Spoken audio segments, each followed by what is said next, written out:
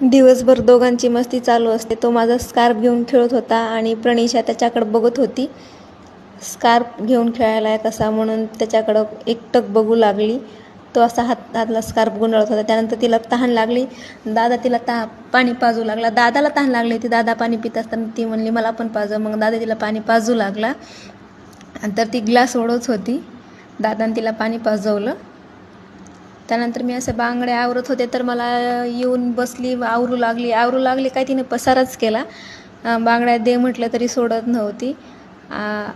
पसारा केला. नंतर मी पसारा आवरला. तिने हातातली बांगडीसुद्धा सोडत नव्हती. मी ओढून घेत होते दे म्हणून, पण तिने देतसुद्धा नव्हती. मी ओढायला तरी ती देत नव्हती. हसायली माझ्याकडं बघून. सोड म्हटलं तरी सोडत नव्हती. दे हातात. पुन्हा नंतर तिने दिली बांगडी.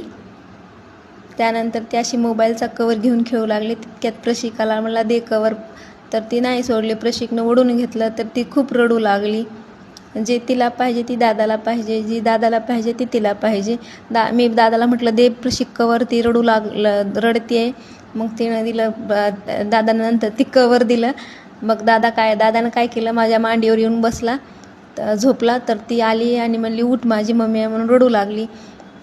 ती मला नाही माझी मम्मी आहे, तुझी मम्मी नाही. मग ती खूपच रडू लागली. तो तिला ढकलू लागला, सरक माझ्या मम्मीपाशी येऊ नको, माझी मम्मी आहे, मला मांडीवर झोपायचं आहे म्हणून. पण ती आली आणि रडू लागली. त्याला मारू लागले उठ म्हणून. पण तो काय उठण्याचं नाव घेत नव्हता. माझी मम्मी आहे असं म्हणू लागला.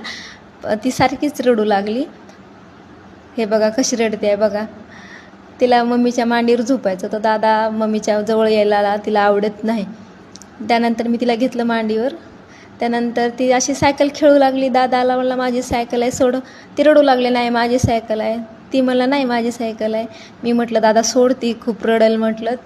मग त्यानं सायकल सोडली. मग ती सायकल अशा प्रकारे खेळू लागली. मस्तपैकी सायकल खेळते ती.